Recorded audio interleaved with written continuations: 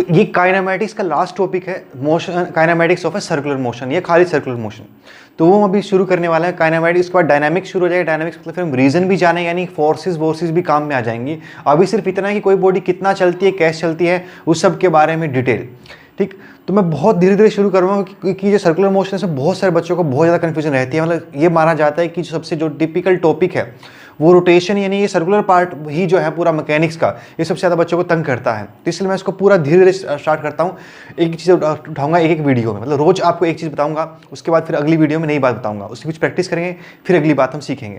तो ठीक है, तो सबसे पहले फुल स्क्रीन कर लो इसको। नीचे वाले कमेंट्स वगैरह जो भी नीचे लिखा हुआ है या रिकमेंडेशन आ रही हैं, उनसे बचने के लिए पहले फुल स्क्रीन कर लो। ठीक है, नहीं तो अभी छोड़ दो, पहले कोई फ़ायदा नहीं है। जहाँ आपको पढ़ना है फिर वहीं पढ़ लो, अगर पढ़ना है तो पहले फुल स्क्रीन करो।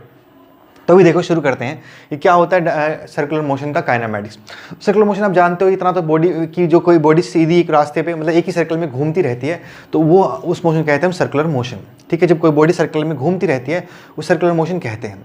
ठीक, तो अगर हम बात करें सर्कुलर मोशन में तो दो चीज़ें रहती हैं। एक होता है कि जो वेलोसिटी होती है, वेलोसिटी बस खुद दो होती हैं, वो एक वेक्टर क्वांटिटी थी, उसकी डायरेक्शन भी होता है और उसके पास मैग्नीट्यूड भी होता है।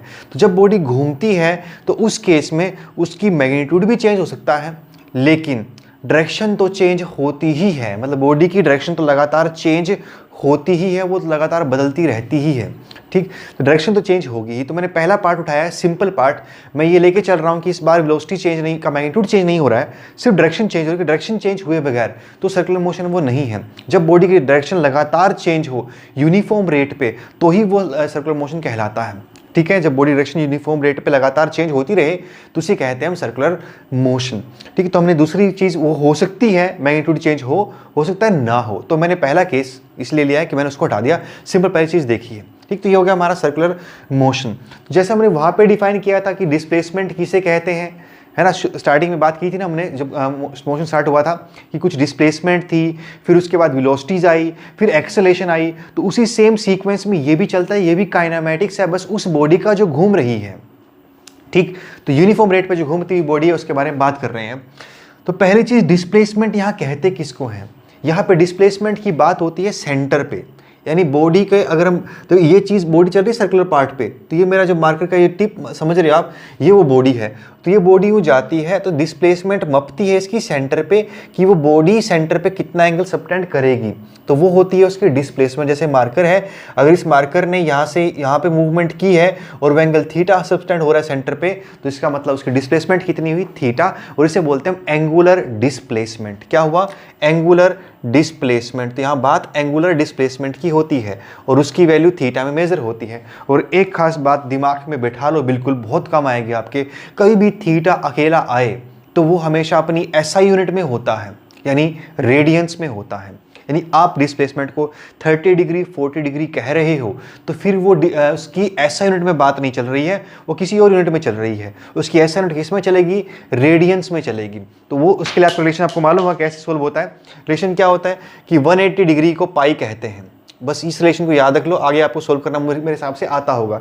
लीनियर इंटरपोलेशन है, 180 को पाई कहते हैं, 1 डिग्री को क्या कहेंगे हम, पाई बाय 180 कहेंगे, और ठीक ऐसी 30 डिग्री क्या कहेंगे हम, पाई बाय 6 कहेंगे। ये मैंने उसी तरीके से निकाला जैसे हम निकालते हैं लीनियर इंटरपोलेशन के बीच। अगर 60 रुपये के 12 केले हैं तो एक केला कितने का आएगा, या 10 केले कितने के आएंगे। तो ये लीनियर इंटरपोलेशन जो होती है उस तरीके से आप आगे रिलेट कर सकते हो। बस एक बात याद रखना कि हम 180 को पाई बोलते हैं और हमेशा एंगल अकेला आएगा तो वो हमेशा अपनी एसआई यूनिट में ही होगा। यानी इस जगह पे जहाँ कहीं भी थीटा आपको नजर आ रहा है वो सारे एंगल पाई में चलेंगे। वहाँ 30 डिग्री 40 डिग्री डिग्रीज में आपने बात की तो आपका आंसर गलत आएगा, फिर उसमें तंग मत होना।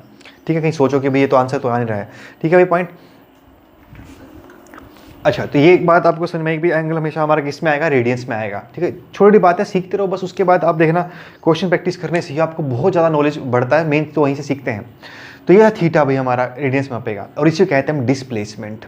ठीक है, अगर वो कोई बॉडी यहाँ से चल करके टॉप वाले से 1/4 कर लेती है तो हम बोल देते हैं कि उसने π/2 का डिस्प्लेसमेंट हुआ है, π/2 का एंगुलर डिस्प्लेसमेंट हुआ है। और घूम करके बॉडी यहाँ से यहाँ अपोजिट पॉइंट में पहुँच जाती है तो हम कहते हैं पाई का डिस्प्लेसमेंट हुआ है। और कोई बॉडी यहाँ से घूम करके पूरा चक्कर काट लेती है तो यहाँ उसको जीरो भी बोल सकते हैं, पर वैसे उसको बोला जाता है 2π एंगल का डिस्प्लेसमेंट हो, मतलब मेनली 2π का एंगल डिस्प्लेसमेंट बोला जाता है कि बॉडी जब एक चक्कर पूरा काट के आएगी तो उसे 2π कहते हैं। वो जीरो हम नहीं यूज़ करते हैं, 2π यूज़ करते हैं मेनली। तो ठीक है, कितना होगा 2 पाई रेडियंस का एंगल डिस्प्लेसमेंट उसकी रहेगी। ठीक है, 2 पाई यूज़ होगा।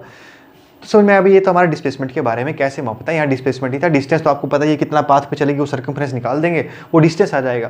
तो ये था एंगुलर डिस्प्लेसमेंट। अब बात आती है फिर एक चीज़, जैसे वहाँ पे वेलोसिटी थी तो यहाँ भी कोई एंगुलर वेलोसिटी रही होगी, क्योंकि जैसे वहाँ डिस्प्लेसमेंट थी वैसे ही यहाँ एंगुलर डिस्प्लेसमेंट है। जैसी वहाँ वेलोसिटी थी यहाँ भी कोई एंगुलर वेलोसिटी रही होगी, तो वो एंगुलर वेलोसिटी भी हमारे यहीं पे आती है सेंटर पे। उसको बोलते हैं हम कितना एंगल बॉडी ने कवर किया with respect to time, d theta by t t. देखो मैंने ये वेरिएबल मान के लिखा है। फिर से जैसा मैंने एग्जांपल लिया वो तो कांस्टेंट का था, तो कांस्टेंट वाले में ये थीटा बाई टी भी चल जाएगा। ठीक, जहाँ पे यूनिफॉर्म मोशन होता है वहाँ पर, ये यूनिफॉर्म सर्कुलर मोशन होता है वहाँ पे थीटा बाई टी भी चल जाएगा। लेकिन हम अगर जनरल लिखते हैं तो फिर स्मॉल एंगल में डिस्प्लेसमेंट देखते हैं, स्मॉल टाइम में देखते हैं, तो वो एक तरीके से इंस्टेंटेनियस भी हो जाता है, क्योंकि इंस्टेंटेनियस और एवरेज एक ही बात होती है। फिर चाहे वो चेंज हो भी रहा हो चाहे ना चेंज हो रहा हो, ये सब में काम कर जाता है कि इंस्टेंटेनियस और एवरेज एक बात होती है। आपको सॉरी, इंस्टेंटेनियस वेलोसिटी में उसके स्पीड के बराबर होती है, तो ये वहाँ से चल जाता है। ठीक है, इसको एंगुलर वेलोसिटी भी कह देते हैं, एंगुलर स्पीड भी कह देते हैं, क्योंकि यहाँ पे सब कुछ सेंटर पे चलेगा। ठीक है, समझ में आया। ये था हमारा omega d theta by d t, कितना डिस्प्लेसमेंट बॉडी करती है, angular displacement with respect to time. अब इसमें एक रिलेशन होता है कि इसका लीनियर वाले डिस्प्लेसमेंट से, लीनियर वाली वेलोसिटी से क्या रिलेशन है। तो अगर लीनियर वेलोसिटी से रिलेशन निकालोगे, देखो पता तो हमको वो रहती है कि बॉडी 10 मीटर पर सेकंड पे घूम रही है, 10 मीटर पर सेकंड लगातार घुमा रहे हैं। तो वेलोसिटी जो होती है, अगर बात आप उसको लीनियर में करना चाहते हो कि बॉडी 10 मीटर पर सेकंड पे लगातार घूम रही है, तो इसका मतलब उसकी जो वेलोसिटी है वो तो लीनियर हो गई, मीटर पर सेकंड लीनियर की बनी। तो मीटर पर सेकंड जो वेलोसिटी होती है उसकी किसी पॉइंट पे आपको डायरेक्शन निकालनी हो तो वो टेंजेंशियल होती है। मान लो आपको कोई पूछे यहाँ पे क्या वेलोसिटी है, तो यहाँ पे इस तरफ होगी 10 मीटर पर सेकंड। तो ये डायरेक्शन निकालने का तरीका है, वेलोसिटी निकालने का तरीका है 10 मीटर पर सेकंड। ठीक है, टेंजेंशियल, टेंजेंट वहाँ खींच देते हैं, जिस तरफ घूम रही होती है बॉडी उस तरफ उसकी डायरेक्शन हो जाती है। ये वेलोसिटी की डायरेक्शन निकालने का तरीका था। तो ये बना हमारे पास वेलोसिटी लीनियर का। अब ये लीनियर वेलोसिटी एंगुलर से कैसे रिलेट होती है, मतलब अगर हमको लीनियर वेलोसिटी दी हो तो उससे एंगुलर वेलोसिटी हम कैसे कैलकुलेट करेंगे, उसके बारे में थोड़ा सा देखो। तो मान लो बॉडी यहाँ से यहाँ तक स्मॉल डिस्प्लेसमेंट कर जाए dx, अगर यहाँ से यहाँ तक बॉडी स्मॉल एंगल डिस्प्लेसमेंट कर जाए dx, तो उस दौरान वो यहाँ पे सेंटर पे एंगल भी छोटा ही बनाएगी, और उसको मान लेता हूँ मैं d थीटा। ठीक है, तो आपको अब length of arc upon radius वाला फॉर्मूला पता होगा, थीटा की डेफिनेशन। क्या डेफिनेशन होती है थीटा की? Length of arc upon radius. Length of arc क्या होगी? dx, और रेडियस कितना होगा? Capital R। ठीक, तो यहाँ से आपको dx मिल जाएगा r d थीटा। कुछ समझे? क्योंकि छोटा क्यों लिया? क्योंकि इस दौरान आप उसको स्ट्रेट लाइन मान सकते हो। बड़ा क्यों नहीं लिया? क्योंकि उस दौरान फिर वो स्ट्रेट लाइन नहीं मापेगा। तो इसलिए हम स्मॉल ले लेते हैं, छोटी डिस्प्लेसमेंट ले लेते हैं, और वो बनेगी हमारी dx। उस दौरान एंगल भी कितना बनेगा? d theta. इसलिए इंस्टेंटेनियस का भिड़ जाता है। तो dx की जगह पे क्या रखा हमने? r d theta upon dt। तो d थीटा अपॉन dt को हम ओमेगा कह रहे थे। तो यहाँ से हमको रिलेशन मिलता है लीनियर वेलोसिटी में और एंगुलर वेलोसिटी में। तो कितनी होती है? Linear velocity is equal to r times angular velocity, radius times angular velocity. ये रिलेशन बहुत काम आने वाला है आपके, इसको दिमाग में बैठा लो। तो v is equal to r omega, ये रिलेशन होता है लीनियर वेलोसिटी का एंगुलर वेलोसिटी के साथ। तो इसमें क्या होता है? बॉडी की एंगुलर वेलोसिटी के हम d थीटा बाई dt बोलते हैं, और लीनियर हम बोलते हैं dx बाई dt। तो मैंने dx को d थीटा से रिलेट करके वहाँ से इसको निकाला है। तो ये बन गया हमारे पास r ओमेगा का रिलेशन कैसे बनता है। ठीक, अब ओमेगा आ गया हमारे पास, यानी वेलोसिटी आ गया। अब अगली बात क्या होती है? एक्सेलरेशन के बारे में। तो जो मैं अभी करवा रहा हूँ ये तो आपको शायद हर बुक में ना मिले, ये थोड़ी सी अलग हटके चीज़ है, वो प्रूफ है उस चीज़ का, इसको हम एक्सेलरेशन बोलते हैं। ठीक है, बॉडी को यहाँ पे क्या हो रहा है कि भी वेलोसिटी चेंज हो रही है लगातार। वहाँ पे लीनियर में ऐसा केस बन सकता है कि बॉडी के पास एक्सेलरेशन हो ही ना, क्योंकि बॉडी स्ट्रेट लाइन में चलती रहे विद यूनिक कांस्टेंट स्पीड, तो उस केस में एक्सेलरेशन बॉडी पे नहीं हुआ करती। लेकिन यहाँ पे ऐसा केस बन ही नहीं सकता कि बॉडी के पास एक्सेलरेशन हो ही ना, क्योंकि अगर बॉडी के पास दो चीज़ें हैं, एक डायरेक्शन है और एक वेलोसिटी मैग्नीट्यूड है, तो डायरेक्शन मैग्नीट्यूड चाहे ना भी चेंज हो, अगर सर्कुलर मोशन में वो है तो डायरेक्शन तो हमेशा चेंज होगी ही होगी। तो डायरेक्शन चेंज होगी तो वेलोसिटी तो चेंज होगी ही होगी, क्योंकि वो तो वेक्टर है, वो चाहे डायरेक्शन बदल जाए उसकी, चाहे मैग्नीट्यूड बदल जाए, वो तो चेंज होगी। एंड देखो वेलोसिटी के पास डायरेक्शन मैग्नीट्यूड दोनों है और वेलोसिटी वेक्टर है। इन दोनों में से कोई भी एक बदल गया तो वेलोसिटी तो बदल ही जाएगी, वो उसको नई वेलोसिटी कहते हैं। मतलब हम इस वाली वेलोसिटी को सेम वेलोसिटी कह नहीं सकते। मतलब यहाँ 10 मीटर पर सेकंड है, यहाँ भी 10 मीटर पर सेकंड है, सिर्फ मैग्नीट्यूड, लेकिन ये वेलोसिटी इस 10 मीटर पर सेकंड के बराबर की नहीं है, क्योंकि दोनों की डायरेक्शन सेम नहीं है, और वेक्टर अगर की डायरेक्शन चेंज हो जाती है तो फिर वो अलग ही होता है।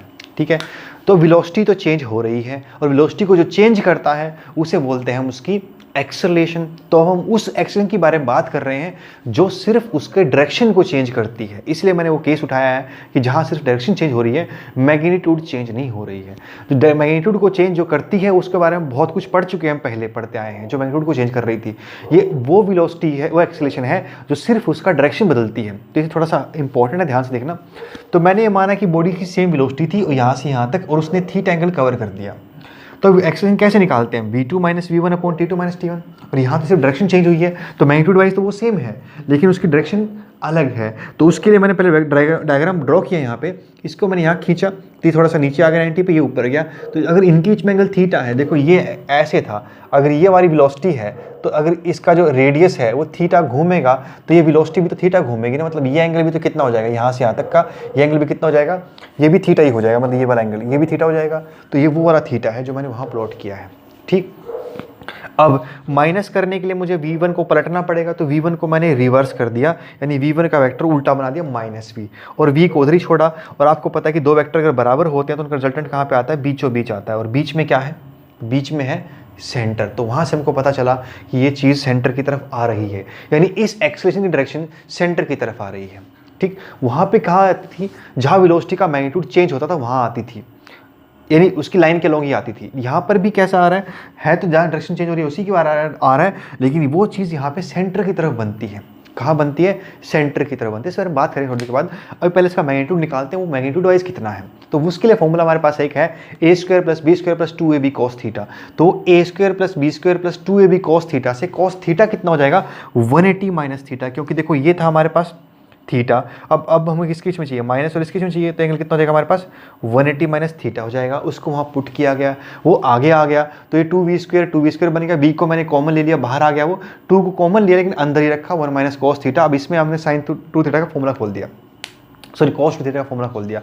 कॉस टू थीटा का फॉर्मूला होता है cos square theta minus sine square theta, तो वो ट्रिग्नोमेट्रिक बाई 2, सॉरी ये होता है कॉस टू थीटा। अगर आपको खोलना हो तो ये cos square theta minus sine square theta बनता है। तो मैंने इस फॉर्मूले को यूज़ करते हुए इस चीज़ को रिड्यूस किया और 2 साइन स्क्वायर थीटा बाई 2 लिख दिया। ट्रिग्नोमेट्री थोड़े फॉर्मूले देखो आपको याद करने ही पड़ेंगे, क्योंकि यहाँ पे थीटा 2 था तो क्या बना? 2 थीटा। अगर देखो इसको थोड़ा और मैं खोलूँ और इसमें जो आपने 10th क्लास में फॉर्मूला याद करके एक cos square theta plus sine square theta 1, उससे आप खोलोगे तो ये 1 माइनस 2 साइन स्क्वायर थीटा बन जाएगा। किससे? कॉस स्क्वायर थीटा को 1 माइनस साइन स्क्वायर थीटा लिख दो तो ये बन जाएगा। तो ये अगर 1 माइनस 2 साइन स्क्वायर थीटा हो तो वो चीज़ कॉस टू थीटा के बराबर होती है। ठीक है, कॉस थीटा के बराबर होती है, वहाँ से आया है। इसको 1 को उधर भेज दो, कॉस थीटा को यहाँ भेज दोगे तो आपको ये 2 साइन स्क्वायर थीटा हमारा 1 माइनस कॉस टू थीटा के बराबर होता है, ये रिलेशन बन जाएगा। ठीक है, कॉस स्क्वायर है ये, cos square theta 1 minus cos two theta के बराबर होता है, वहाँ से बन जाएगा। तो उसको यहाँ सब्सटीट्यूट करते हुए, क्योंकि यहाँ 2 थीटा था थीटा बना, यहाँ पे थीटा था थीटा बाई 2 बना, इसको खोला और अब इसके बाद रूट को हटाया तो 2 बाहर आ गया, साइन 2 थीटा बाई 2 बन गया। अगर एंगल छोटे होते हैं तो साइन थीटा थीटा के बराबर होता है। ये चीज़ आपको मैथमेटिक्स समझ में आएगी, सीरीज खोलोगे साइन थीटा का मतलब जानोगे क्या होता है। खैर अभी तो सिंपल इस बात को याद कर लेना, अगर एंगल छोटा हो तो साइन थीटा थीटा बन जाता है, तो यानी इसकी साइन को साइन हटा दो, लेकिन तब जब एंगल रेडियस में पुट किया गया हो तो थीटा को साइन हट जाता है, मतलब उससे किसी काम का नहीं बचता है वो। तो थीटा क्या हो गया हमारे पास? स्मॉल था तो इसलिए मैंने हटा दिया साइन थीटा को, और सिर्फ क्या बच गया? थीटा बाई 2 बच गया। 2 से 2 कटा और ये v थीटा बाई टी आ गया एक्सेलेरेशन के लिए। फॉर्मूला टाइम से डिवाइड किया, इसे हम ओमेगा कह रहे थे, तो v इंटू ओमेगा होती है हमारे पास वो एक्सेलेरेशन जो उसकी सिर्फ डायरेक्शन चेंज करती है। और उसके बाद इस रिलेशन से यानी कि ओमेगा को वापस पुट करते हुए v स्क्वायर बाई आर, या यूँ कह लो कि ओमेगा स्क्वायर आर या आर ओमेगा स्क्वायर, ये दोनों रिलेशन हमारे पास यूज़ होते हैं एक्सेलेरेशन के रूप में। इसे बोलते हैं सेंट्रीपीटल एक्सेलेरेशन, क्योंकि ये टुवार्ड सेंटर काम करती है और ये क्या करती है? सिर्फ इसकी डायरेक्शन को चेंज करती है। ठीक, थोड़ा टॉपिक मैंने आज उठाया था, दोबारा समरी बताता हूँ कि उसमें क्या क्या था, ताकि आपको चीज़ें याद रहें। थोड़ा सर्कुलर मोशन थोड़ा हटके होता है, थोड़ा आप उसमें उलझ सकते हो, क्योंकि अभी तक जो आपने पढ़ा है उसका कुछ हिस्सा तो आपकी 9th क्लास में था, ये नहीं था। तो पहले तो हमने देखा एंगुलर डिस्प्लेसमेंट क्या होती है, एंगल जो यहाँ मापता है, सेंटर पे कितना सब्सटेंड कर रहा है वो चीज़। फिर हमने क्या निकाली, वेलोसिटी निकाली। वो कैसे निकाला हमने, इसका डिस्प्लेसमेंट विद टाइम।